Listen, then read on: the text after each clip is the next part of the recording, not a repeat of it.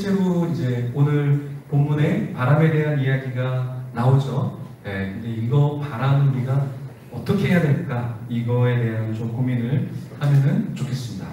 여러분들 보시면은 그 적벽대전이라고 하는 아주 유명한 전쟁 여러분 다 기억하시죠? 그죠? 이 적벽대전이라는 거 삼국지에 나오는 유명한 전쟁이잖아요. 그래서 그 위나라와 총나라와 오나라가 이제 전쟁을 하는데 조조가 이제 공격을 해오는데 이걸 어떻게 이 유비와 송건이 이길까? 이렇게 고민을 하면서 전쟁을 하는 그런 장면이죠. 근데 여기서 이제 중요한 사람은 책사들, 그러니까 그 브레인이죠, 사실은. 브레인격인 제갈공명과 또 그 총나라의 제갈공명과 오나라의 주유라고 하는 책사, 이 두 사람이 이제 계략을 짜서 어떻게 조조의 이 대군을 이길 것인가에 대한 이야기가 나오는데, 사실 조조는 몇 명이 이 지금 배를 타고 오냐면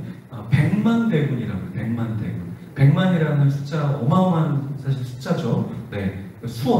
수원의 인구가 100만이 넘는다고 하는데 100만 정도 되겠죠. 그 수원의 모든 사람들이 다 공격해 오는 것 같은 약간 그런 인구인데, 여기에서 이제 제갈공명이 어떤 이야기를 하냐면 우리가 불화살로 우리가 공격을 하자라고 하는데, 이제 주유라는 사람도 어떠한 병법을 아는 사람이라 이게 보통 북쪽에서 북서풍이 불기 때문에 화살을 쏘는 족족 결국에는 제갈공명과 주유 쪽에 그 배들이 다 타버리거든요. 여기 날아갔다가 다시 떨어지기 때문에 이거는 되지가 않는 거예요. 근데 제갈공명이 뭐라고 얘기했냐면, 제갈공명이 준비하자. 그래도 불화살로 우리가 공격을 해야 된다라고 얘기합니다. 그래서 실제로 이제 전쟁을 해전에서 하는데 바람이 너무 강하게 부는 거예요. 적벽이라는 곳이 좀 좁은 곳이라 바람이 너무 세차게 부니까 사실은 화살을 쏘면은 그 바람 때문에 오히려 되려 다 당할 수가 있는데, 그래도 제갈공명이 다 준비를 시키고 딱 있는 찰나에 어떻게 되냐면 남동풍이 불기 시작합니다. 남쪽에서 동쪽에서 바람이 불면서 화살을 쏘면 이제는 저 북쪽에 있는 그 조조의 부대로 그냥 막 날아가는 거예요. 그래서 전쟁에서 승리를 하게 되죠. 그때 이제 뭐라고 이야기하냐면, 주유라는 사람이 제갈공명한테 이걸 어떻게 알았냐? 딱 그랬을 때 제갈공명이 이런 얘기를 합니다. 예로부터 적벽에는 동지 무렵에 북서풍이 아닌 남동풍이 불지요 라는 얘기를 해요. 이게 무엇이냐면, 이 제갈공명은 바람이 부는데, 일반적으로 바람은 북서풍이 부는데 이 동지쯤 내에서는 남동풍이 적벽의 그 좁은 곳을 향해서 부는 것을 알고 있었다는 얘기예요. 그래서 그것을 전략으로 사용해서 역으로 조조의 대군을 무찔렀다라는 이야기입니다. 그래서 바람을 두려워할 필요가 있는 것이 아니라 바람을 알고 그것을 이용하면 된다라는 거죠. 여러분들이 이제 이 영화도 아마 아실 텐데, 최종병기 8이라는 영화. 그렇죠? 우리 젊은 사람들은 아마 잘 못 봤을 거예요. 그렇죠? 이 영화도 나온 지 꽤 된 영화인데, 제가 연수가 되다 보니까 오래된 영화들을 너무 많이 들고 와서 죄송합니다. 이 영화의 배경이 언제냐면 인조반정, 1623년에 인조반정이 있은 뒤에 13년 뒤에 이제 1636년에 병자호란이 일어났죠. 병자호란은 이제 청나라가 쳐들어온 거예요. 그죠? 근데 청나라가 쳐들어오면서 그냥 가는 게 아니라 여기에 있는 그 부인들, 자녀들, 이런 사람들을 다 포로로 데려가서 이제 노예를 쓰려고 사실은 잡아다가 다 끌고 간 거죠. 근데 이제 이 주인공이 그 자기의 가족을 가져간 청나라를 가만두지 않고 쫓아가기 시작하죠. 그렇죠? 쫓아가서 막 화살을 막 팍팍 쏘잖아요. 되게 멋있게 화살을 쏘잖아요. 그래서 굉장히 핫한 영화였는데, 그러면서 이제 마지막 장면을 여러분 이제 기억하시죠? 마지막 그 명대사, 그렇죠? 바람이 막 불고 있었잖아요. 바람이 막 부는데 그 적장을 이제 쏴서 죽여야 되는데 바람이 너무 많이 부니까 이게 쉽지 않은데, 그때 이제 주인공이 뭐라고 하면서 적장에게 화살을 쐈죠? 이걸 맞히시는 분은 청나라 여행권을 드리도록 하겠습니다. 2박 3일 청나라 여행권. 갈 때는 비행기 타고 오고 올 때는 수영해서 오는 그런 여행권을 좀 드릴까요? 그때 이제 뭐라고 얘기하냐면 너무 멋있는 말이죠. 바람은 계산하는 것이 아니라 극복하는 것이다. 예. 이 명대사가 굉장히 유행을 했죠. 그래서 바람이라는 것은 단지 계산만 하고 그치는 것이 아니라 그걸 극복해서 결국에는 적장을 죽였죠. 이 말을 하고 적장을 죽였습니다. 그러니까 대부분 우리가 생각할 때는 바람이 불면 어때요? 계산도 안 되잖아요. 어떻게 여러분 계산이 됩니까? 바람이 사실은 그죠? 근데 계산하는 사람까지 있을 수 있어요. 계산하는 사람까지 있을 수 있는데 그 계산을 넘어서서 그 다음에 뭐예요? 그걸 이용해서 극복해서 패배하지 않는 그 자리까지 가는 것, 그것이 필요하다는 이야기였죠. 네. 근데 오늘 바울과 일행이 이제 항구를 떠나는데 이 떠날 때 왜 여기를 떠나냐면 사실은 이제 계산적으로 보니까 여기가 겨울을 지내기가 굉장히 어려웠던 거예요. 네. 어려우니까 어떤 계산을 했냐면 자, 우리 여기를 떠나자라고 계산을 한 거죠. 그래서 실제로 어떻게 됩니까? 떠났죠. 네. 그때 여기에 무슨 바람이 부냐면 남풍이 불어요. 우리 적벽대전에서 그 바람이 불었다 그랬죠. 남동풍이 불었다 그랬죠. 남동풍이 불어서 사실은 전쟁에서 이겼는데 여기서 남풍이 부니까 되게 순하게 부니까 어떤 생각을 했냐면 우리가 생각하는 게 맞았구나. 바람을 딱 보니까 우리가 생각하는 게 맞았구나. 그래서 그냥 바로 출발을 해버립니다. 그런데 여기서 사실 바울이라는 사람이 뭐라고 얘기했냐면 떠나면 안 된다는 얘기를 했거든요. 떠난다면 안 돼! 라고 얘기했는데 딱 어떤 느낌이었냐면 느낌적으로 바람이 부니까 이거는 괜찮을 거야 라고 해서 떠나게 됐죠. 그래서 그레데 해변을 뛰고 항해를 하는데 항해를 하자마자 어떻게 되냐면 얼마 안 된 성 가운데로부터 유라굴로라고 하는 광풍이 크게 일어나기 시작합니다.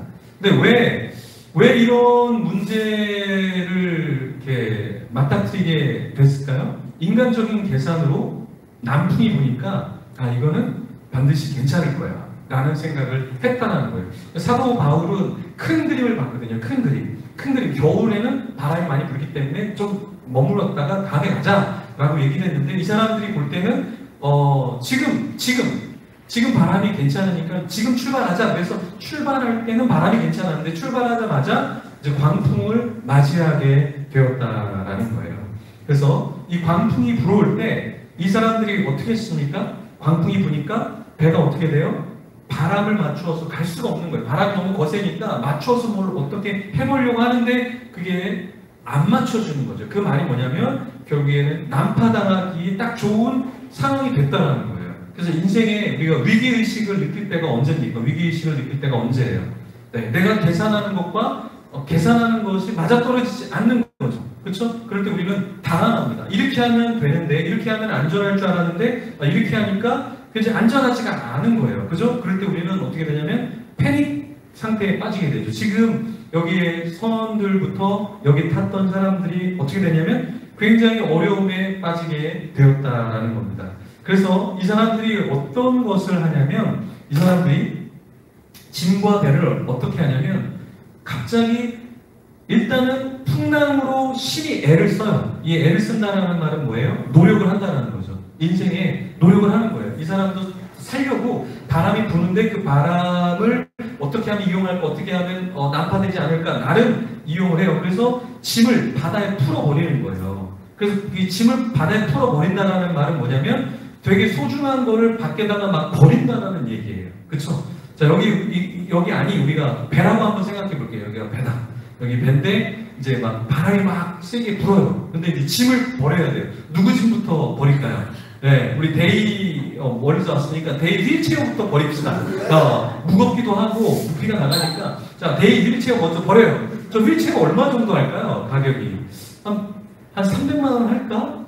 얼마인지 모르겠네. 하여튼 비싸 보이는데, 저거 일단 버리고, 그 다음에 기타, 이제 피아노 막 버리고, 스크린 버리고 다 버리는 거예요. 그쵸? 그 짐을, 자기가 갖고 있는 짐을 막 버리는 거예요. 그럼 얼마나 황당할까? 여러분들 오늘 가방 들고 온 거를 다 버려야 돼. 그쵸? 이거 굉장히 황당했을 거예요. 근데 더 황당한 게 뭐냐면, 사람이 살기 위해서 이제는 어떻게 하냐면, 사흘째 되는 날, 그러니까 배가 출발한 다음에 사흘째가 되는 날에는 배 기구를 이제 버리기 시작했다는 거예요. 배 기구를 버린다는 건 여러분 엄청난 일이에요. 이제는 배 기구를 버리면 배를 움직이고 배를 사용하는데 쉽지 않겠죠. 그렇죠? 돛이 있으면 예를 들어서 돛을 그냥 끊어서 돛을 그냥 버려버렸다는 얘기잖아요. 바람이 너무 세니까 배의 기구를 다 버려버렸다는 거예요. 그래서 이 사람들은 더 어떤 상태에 빠졌을까요? 더 패닉 상태에 빠지지 않았을까요? 그죠? 그래서 20절 말씀에 보면 이런 말씀이 적혀 있어요. 여러 날 동안 이 사람들이 어떤 상태에 있었냐면 해를 보지 못했다는 거예요. 여러 날 여러분 이게 계속 깜깜해 보세요. 계속 깜깜해 보세요. 굉장히 무서울 거예요.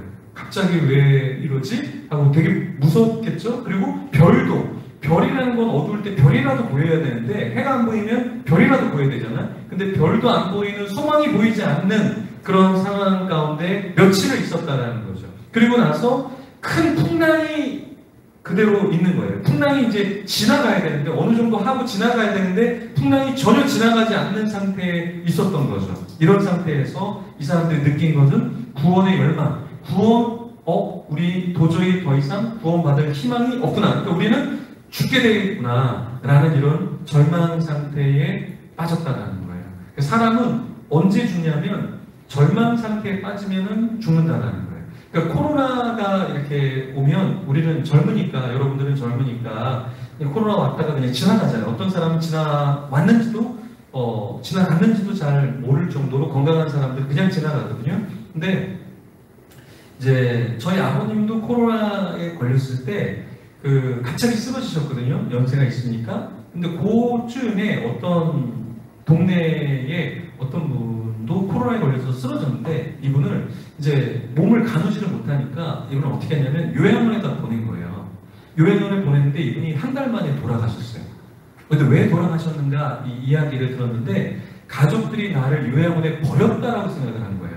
그래서 코로나에 걸렸는데 먹지도 않고 마시지도 않고 한 달을 가족이 나를 버렸다라는 그 절망감, 가족들이 나를 더 이상 찾아오지도 않고, 코로나 걸리면 찾아가지도 못하잖아요. 사실은 면회 안 되잖아요. 그러니까 그래서 요양원에 간 뒤로 가족들이 나를 버렸다라는 그 절망감, 그러니까 앞이 보이지 않는 거죠. 더 이상 나는 쓸모없는 존재야. 그러면서 먹지 않고 패닉 상태에서 돌아가셨다는 얘기를 하더라고요. 그래서 사람이 정말 어떤 어려움이 있을 때 이게 해석이 되지 않으면 절망하게 되고 사람이 죽게 되거든요. 딱 이 선원들과 이 배에 탄 사람들이 다 그렇게 된 거예요. 그래서 우리도, 여러분도 왜 절망하고 있느냐, 왜 절망하고 있느냐, 무엇 때문에 마음고생하고 있는가, 이걸 여러분들이 빨리 파악을 하셔야 된다는 거예요. 예.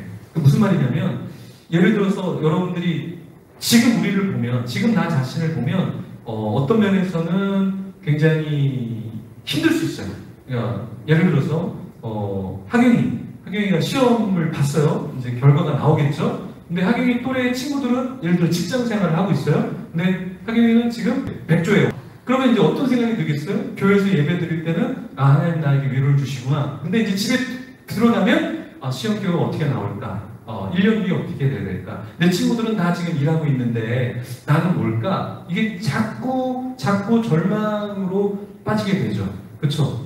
근데 거기에서 빠져나올 수 있는 것이 무엇이냐면, 이 절망이 되지 않는 것은 무엇이냐면 이 하나님의 뜻이 해석이 돼야 된다는 거예요. 해석이 되면 내가 지금은 그렇지만 5년 뒤에, 10년 뒤에는 내가 더 잘 살 수 있고 내가 더 행복하게 살 수 있고 지금은 나는 그걸 지나가는 과정이야 라는 것을 생각을 하면, 하나님의 큰 그림을 보는 사람은 이 작은 것 때문에 쓰러지거나 절망하지 않는다는 거예요. 근데 하나님의 큰 그림을 못 보는 사람은 이 하나님의 큰 그림에서의 배경이 되는 검정색을 보고 내 인생은 검정으로 채워졌구나, 나는 저주받은 인간이야, 이렇게 생각할 수 있다는 거예요. 그쵸? 자, 여기 보십시오, 여러분. 여기 배경이 다 검정이잖아요, 검정. 그쵸? 배경이 먼저 검정으로 드려지고 글자가 새겨지는 거잖아요. 근데 우리는 배경이 검정이네, 내 인생에서 지금 검정밖에 없네, 나는 쓸모없는 존재야, 이렇게 생각하면 절망으로 갈 수밖에 없다는 거예요. 그래서 하나님의 큰 그림이 뭘까? 지금은 절망, 그렇지만 하나님이 나에게 어떤 글씨를 쓰실까, 어떠한 꿈을 펼쳐주실까 라는 것을 볼 수 있으면 우리는 절망에 빠지지 않는다라는 거예요. 여기서 절망에 빠지지 않는 사람이 누구냐면 바울이었죠. 바울은요, 똑같이 배 위에 있었고, 똑같이 풍랑에 흔들리고 있었는데, 바울은 그 마음과 그 생각과 그 삶이 흔들리지 않았다는 거예요. 왜 흔들리지 않았는가? 바울은요, 하나님께서 바울에게 뭐라고 말씀하셨어요? 안심하라라고 말씀하셨어요. 안심하라. 안심하라. 너 안심해야 돼. 그리고 또 어떤 걸 말씀하셨냐면, 아무도 생명에는 아무런 손상이 없어. 그러니까 걱정하지 마. 아무도 안 죽어. 아무도 안 죽어. 여러분들 이렇게 영화나 축구 경기 이렇게 보시면 결말이 다 나와 있는 거 보면 여러분들 쫄아요? 예를 들어서 2대3으로 예를 들어서 지고 있더라도 전혀 쫄지 않잖아요. 나중에 역전돼. 이거 어디서 역전되지? 그것만 찾으려고 하지? 그걸 걱정하지 않거든요. 그죠? 바울이 딱 이랬던 거예요. 하나님이 야, 너 안심해. 아무도 안 죽어. 아무도 안 죽어. 아무도 안 죽어. 근데 배는 좀 파손될 수 있어. 배는 좀 망가질 수 있는데 죽진 않으니까 너 걱정하지 마. 이런 걸 먼저 들었던 바울은 절대 두려워하지 않았다라는 것이죠. 그래서 어떤 사람이 두려워 떨지 않느냐? 그러니까 내 힘만 믿으면 우리는 두려워 떨 수밖에 없다. 근데 하나님의 능력을 믿으면 어떻게 되겠어요? 두려워 떨지 않는다라는 거죠. 그렇죠? 네. 우리 지금 예배 초소를 막 찾고 있는데 여러분들은 하나도 보니까 두려워 떠는 사람이 없는 것 같아. 없는 것 같아. 내가 보니까 두려워 떠는 사람 한 명도 없는 것 같아. 그렇죠? 네, 괜찮아요. 여러분들 믿음이 굉장히 좋은 거잖아요. 그렇죠? 네, 뭐 길거리에서 예배해도 괜찮다. 뭐 이 정도의 믿음이 있는 거 아니겠어요? 그죠? 왜 우리가 두려워 떨지 않을까? 왜 우리는 막 어려워하지 않아야 될까? 우리에게는 우리만 있는 것이 아니라 주님의 역사가 있을 수 있다는 거죠. 그랬을 때 우리는 하나님의 역사를 알면 우리가 하는 말이 조금 달라진다는 거예요. 하는 말이 좀 달라진다. 어떤 말이 좀 달라질까? 부정적이지 않다는 거죠. 우린 죽었어. 우린 끝났어. 야, 너 인생 끝났어. 그냥 빨리 자살해버려. 배 이제 다 파괴될 거니까 너 죽을 거니까 그냥 너 죽어도 돼. 저주해. 하는 저주해. 우리는 저주받은 인간들이야. 이렇게 얘기를 해야 되는데 바울은 굉장히 긍정적이었다는 거예요. 그래서 하나님을 믿고 우리가 신앙이 좋으면 좋을수록 우리는 어떠한 말을 많이 해야 되냐면 긍정적인 말을 많이 해야 된다는 거예요. 그렇죠? 우리 옆사람에게 한번 이렇게 얘기하겠습니다. 당신은 아름다워 보입니다. 멋져 보입니다. 인사하겠습니다. 예. 왜 표정은 긍정적이지가 않아요? 왜 표정은 긍정적이지가 않아요? 예? 그죠? 예. 하나님 안에서 존귀한 자니까 더 긍정적이어야 되겠죠. 여러분, 가계의 저주라는 그 말을 하는데, 가계의 저주. 요즘에 신사도 운동하는 사람들이 가계 저주를 되게 많이 얘기하거든요. 여러분 생각할 때 가계의 저주가 있을 것 같아요? 없을 것 같아요? 여러분의 집은 저주를 받은 가정이에요? 예. 이 신사도나 이런 은사사역자들, 안 좋은 사람들이 얘기하는 게 뭐냐면, 딱 얼굴을 보고, 당신의 얼굴은, 안 좋다. 왜 안 좋냐? 당신의 영은 저주받았다. 라는 거예요.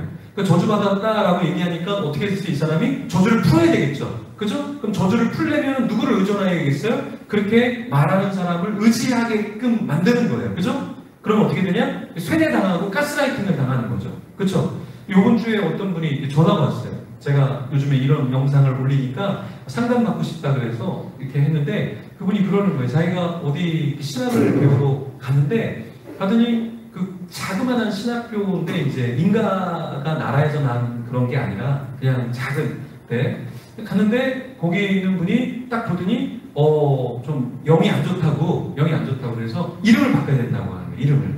그래서 이분이 실제로 최근에 이름을 바꿨대요. 아니 이분들 만나기 전에 이름을 바꿨는데 이분을 만나자마자 이름을 또 바꾸라고 얘기하는 거예요. 그래서 이분이 나 이름을 바꿨는데 왜 이름이 또 그러지? 그래서 이 사람 좀 이상한 사람 아니야? 그런데 나중에 보니까 좀 이상한 것 같아서 이제 더 이상 만나지 않는다라고 얘기를 하는데 자꾸 만나면 뭐 이렇게 저주가 있고 이름을 바꿔야 되고 막 이렇게 얘기를 하니까 자기가 자꾸 내가 그래서 남편과 싸우나? 그래서 내가 화가 막 치밀어 오르나? 이렇게 생각을 하기 시작한다는 거예요. 내가 내 안에 영이 잘못됐다고 생각을 하니까. 그래서 이 가계의 저주는 없는 저주를 계속 저주를 얘기하면 나중에는 진짜 내가 저주받은 사람처럼 느끼는 거예요. 그렇죠? 그럼 어떻게 되겠어요? 그러면 난 조금만 문제가 생기면 나 저주받아서 그래. 우리 가족 중에 누가 다쳤어요? 내가 저주받아서 그래. 뭐가 안 풀려요? 시험이 잘 통과 안 돼. 나 저주받아서 그래. 그러니까 모든 걸 다 운명론과 숙명론으로 빠져버리게 된다는 거예요. 근데 하나님께서 출애굽기에 22장의 5, 6절에 분명히 저주를 얘기하셨는데 3, 4대로 저주를 얘기하셨고 하나님을 잘 섬기지 않으면 그렇게 근데 잘 섬기면 천대. 그러니까 하나님이 여기서 말씀하고자 하는 바는 저주를 말씀하고자 하는 게 아니라 천대. 천대에 걸쳐서 내가 축복을 해줄 거니까 나를 잘 섬겨라는 말씀을 하기 위해서 너네 안 섬기면 이렇게 조금 저주받는데 이거 하면 천대로 내가 축복해줄게. 그러니까 내 축복을 받아. 이 말씀이지 너 저주를 받아. 넌 저주받은 가게에 있는 거야. 이렇게 얘기한 게 아닌데 이걸 잘못 말씀하는 거라는 거예요. 그러니까 예수님께서도 신약에 뭐라고 하시면 이제 믿는 사람들이 저기 이 사람 왜 병에 걸렸습니까? 부모의 이 사람의 죄 때문이죠. 그러니까 예수님께서 요한복음 9장에 뭐라고 말씀하시냐면 아니 하나님의 영광을 위한 건데 사람들은 이 병에 걸리고 뭔가 잘못되면 죄 때문이라고 생각을 했거든요. 그리고 저주를 받았다. 부모의 죄 때문이죠. 부모의 저주 때문이죠. 근데 예수님께서는 아니 하나님의 영광을 위한 것인데 예수님께서 말씀하셨어요. 그래서 이런 사도, 신사도의 말을 듣는 게 아니라 예수님의 말씀을 여러분들이 들으셔야 된다는 거예요. 안 그러면 계속해서 이상한 생각과 거기에 빠져버리게 되는 거죠.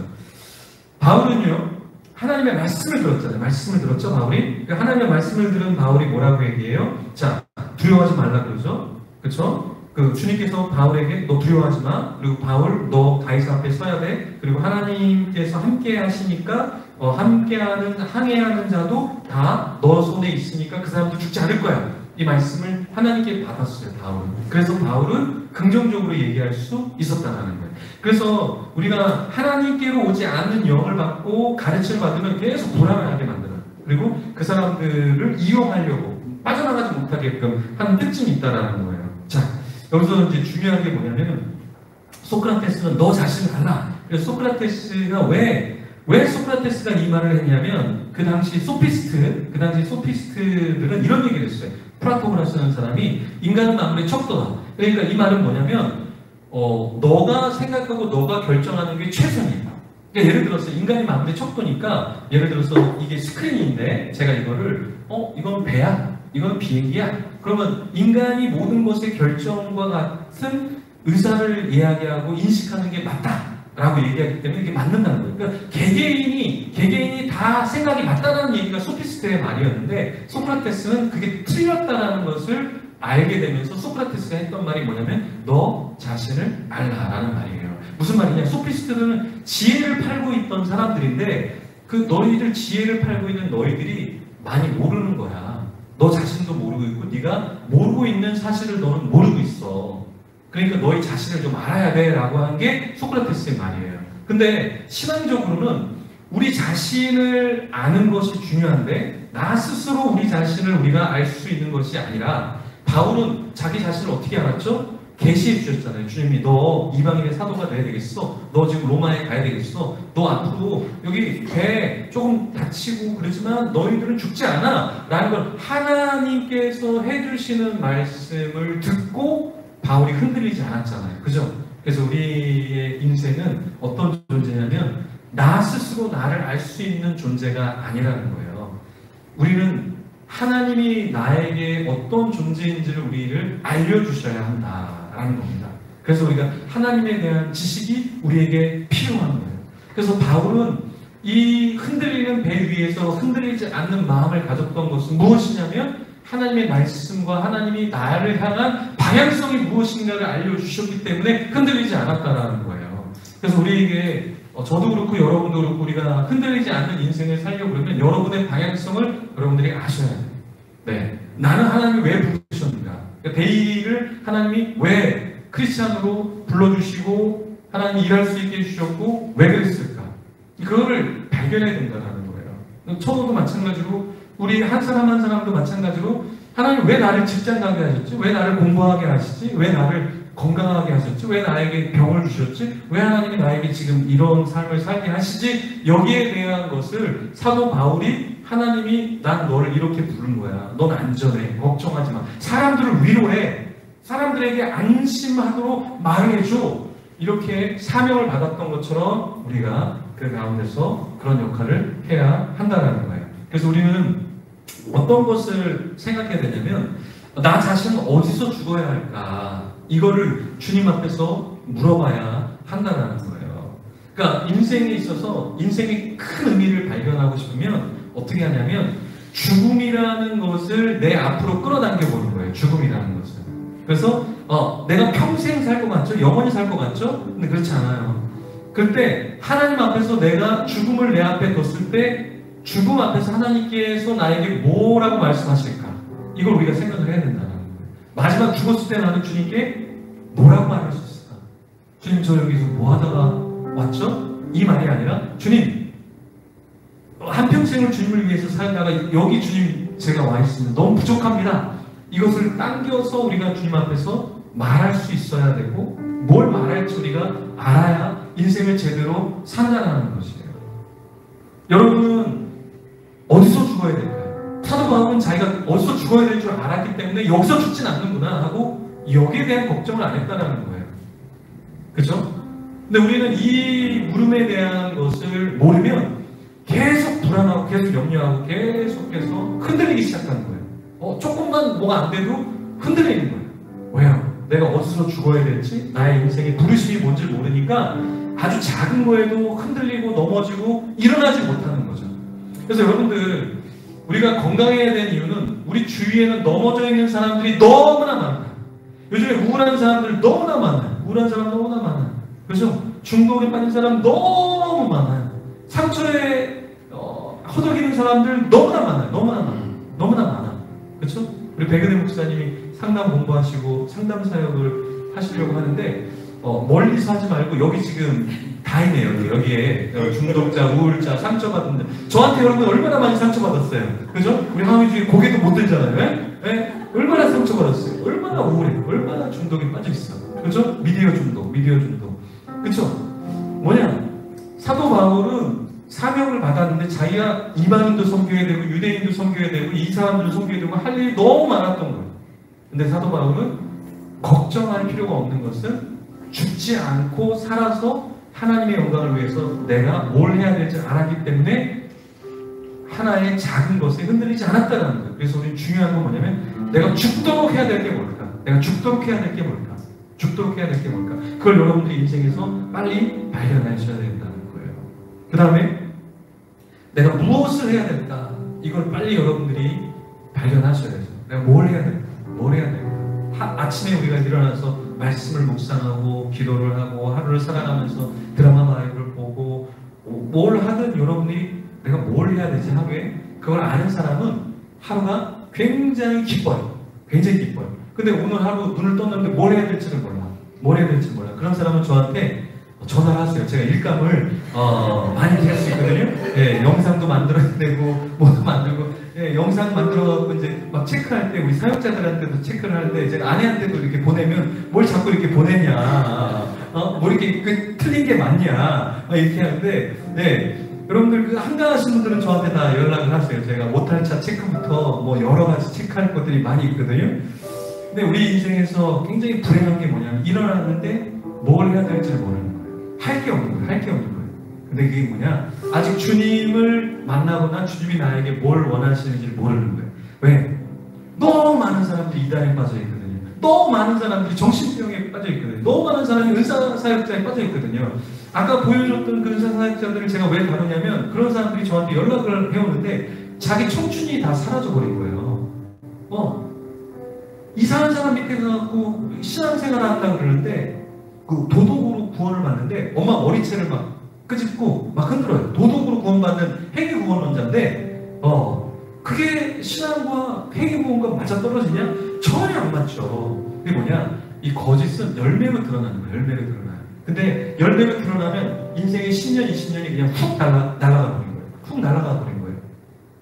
그래서 우리는 어떻게 해야 되냐? 빨리 주님을 만나야 되고 빨리 주님이 나를 어디서 죽어야 될지 무슨 일을 평생 하다 죽어야 될지 그걸 주님 안에서 우리가 발견하면 하루하루가 너무나 기다려진다는 거예요. 그리고 그 회복되는 영혼들이 나의 삶을 통해서 일어나는 것을 우리는 볼 수 있다는 거예요. 그거를 전혀 보지 못하면 무의미한 거예요. 내가 아무리 일을 많이 하면 뭐예요? 일하는 기계밖에 안 되는데 아무리 돈을 많이 모으면 뭐예요? 쓸 줄을 모르고 갖고만 있다가 가면 주님께서 그래 너 잘 모았다 주님께서 이렇게 말씀하시겠어요? 전혀 아니라는 거예요. 사도 바울처럼 여러분들이 두려워할 필요가 없다. 지금은 흔들릴지라도 여러분 두려워할 필요가 없습니다. 예, 저는 그렇게 생각해요. 우리가 뭐 예배 처소를 못 구해도 흔들려도 잠시 흔들려도 그거는 과정이에요. 과정. 그건 다 과정이에요, 여러분. 그래서 어떤 분들이 왜 목사님은 어려운 것도 막 이렇게 하시고 하는데 왜 괴로워하지 않으세요? 다 겪는 거죠. 저만 겪는 거예요? 저만 겪는 거 아니에요. 저만 겪는 게 아니라 다 겪는 거예요. 그래서 제가 4개월 동안 못 찾고 있다 그러니까 어떤 분이 연락이 왔어. 전화가 왔어. 자기는 7개월 동안 수백 군데를 갔는데 다 거절을 당했대요. 그래서 마지막에 들어간 데가 1억 보증금에 700 내고 들어갔대요. 1억 보증금에 700 내고 들어갔대요. 네. 우리도 한 조금만 더 하면 2억 보증금에 뭐 한 1,500 내면 못 들어가겠어 우리가? 지금 걱정하는 건 걱정도 아니다. 그래서 저는 이게 개척교회가 다 경험하는 거예요, 여러분. 개척교회가 처음부터 좋은 자리에 막 가는 게 아니거든요. 우리 하경이 기도 너무 잘했는데 좋은 장소를 얻게 해주세요. 우리 하경이가 5억 정도 그냥 헌금하면 되거든요. 그럼 바로 다음 주에 아멘 뭐 다시 하나요. 이게 네, 불안하고 염려하게 되고 어려워지게 되죠. 하지만 우리는 걱정하지 않는다. 왜 걱정하지 않는가? 이 과정을 통해서 하나님이 이끄시는 항해가 있다는 거예요. 이 개척은요, 우리만 그런 게 아니라 모든 사람들이 거기서 그러는데 어떤 개척교회는 좌초해요. 안 되는구나. 포기해야 되겠다. 그래서 코로나 때 문을 닫은 교회가 만교회예요, 만교회. 우리 한국에서 코로나 때 문을 닫은 교회가 만교회. 이게 여러분 상상을 초월한 숫자죠. 이거 그 말은 뭐냐면 그 고통을 이겨내야 되는데 이겨내지 못하니까 문을 닫은 거예요. 근데 어떤 교회 목사님은 가족만 예배를 드려요. 10년 동안. 근데 그분은 주일이 너무 좋대요. 가족만 예배를 드려도 너무 좋대요. 왜? 하나님이 거기 계시니까 우리 가족을 통해서 예배를 받으시고 우리 가족이 성장하는 모습. 그러니까 우리 가족만 예배를 드려도 그 행복이라고 얘기하는 사람이 있고 가족이 있는데도 교회를 그냥 없애버리고 예배조차 가족도 예배를 안 드리는 사람도 되게 많아요. 예. 우리 한국에 들어와 있는 선교사님들 교회 안 다니는 선교사님들 되게 많아요. 이제 영상을 나중에 온라인으로 보시는데 회개할지어다. 선교사님들 중에서 우리나라에 들어와서 주일날 예배 안 드리는 선교사님 엄청 많아요, 여러분. 목회자들 중에서 예배 안 드리는 사람 엄청 많아요. 왜? 하나님이 없다. 아니면 하나님께 우리가 예배를 왜 드려야 되지? 다 까먹어버린 거예요. 풍랑이니까 우리 선교지 철수했어? 하나님 우리를 철수하게 했어? 우리는 갈 곳이 없어? 근데 가족끼리도 예배를 안 드리는 거예요. 그렇다고 교회 가서 예배를 드리는 것도 아니라는 거예요. 그런 사람들이 엄청 많다는 거예요. 여러분 바울이 배를 탔을 때 거기에 믿음에 있는 사람이 없었을까요? 유대인들이 없었을까요? 거기에 수많은 사람들이 배에 타고 있었을 거라고요. 그런데 바울 한 사람이 흔들리지 않았던 거예요. 왜? 하나님의 말씀을 아는 사람은 흔들리지 않는다는 거예요. 그러니까 여러분 인생에서도 흔들릴 수밖에 없는 광풍을 만날 거예요. 네, 만날 거예요. 그때 여러분들이 흔들리지 않는 건 주님을 붙잡아야 된다. 네, 우리 청년들 기도 많이 하고 저희 아내처럼 막 이상한 남자 만나서 주님을 더 찾아야 될 수도 있기 때문에 지금 기도를 많이 해야 돼요. 금식 많이 하고 해야 나중에 이 십자가를 어떻게 합니까? 뭐 고민하지 않는다라는 거예요. 그러니까 우리가 인생을 살면서 얼마나 많은 광풍을 만나겠어요, 사실은. 그렇죠? 근데 그 광풍이 지나간다. 예, 지나간다. 김영민 목사님 폐암이었다가 뇌로 전이돼갖고 거의 막 움직이지도 못하고 앞도 안 보이고 귀도 안 들리고 그랬는데 지금은 또 보이기 시작하고 들리기 시작하고 조금씩 회복되고 있는데 이게 다 지나가는 거거든요. 거기서 주님을 더 붙잡아야지 다시 희망을 갖고 일어나야지 거기서 나는 끝낸 인생이야 하고 그냥 자기를 접어버리면 가족들 접히죠, 교회 접히죠, 다 접히는 거예요. 그러니까 여러분들이 지금은 고난이 없더라도 1년 뒤에 여러분에게 고난이 올 수 있고 5년 뒤에 여러분에게 고난이 올 수 있어요. 그 고난을 여러분들이 지나가는 거구나. 하나님이 나에게 어떤 뜻을 주셨기 때문에 나는 죽을지라도 끝까지 그걸 하리라 라는 사람은 죽지 않는다라는 거예요. 그래서 여러분들이 일어서고 주님 앞에서 긍정적인 말을 해야 돼요. 긍정적인 말. 바울과 같은 존재가 우리가 돼서 부정적인 걸 얘기하는 게 아니라 긍정적인 걸 얘기해서 사람을 살리는 역할을 우리가 감당해야 된다라는 겁니다. 우리 축도로 예배 마치도록 하겠습니다. 지금은 길과 진리요 생명이신 예수 그리스도의 은혜와 세상을 이처럼 사랑하사 독생자를 주신 하나님 아버지의 지극하신 사랑하심과 성령님의 감화 감동 새롭게 하심이 우리 인생에 불어오는 광풍에 절망하지 않고 우리를 향한 하나님의 부르심을 발견하고 그 부르심에 응답하여 그 길을 따르기로 작정하는 모든 성도들과 함께 예배하는 하나님의 자녀들과 선교지의 교회들과 선교사님들 앞날 위에 이제로부터 항상 함께 있을지어다. 아멘.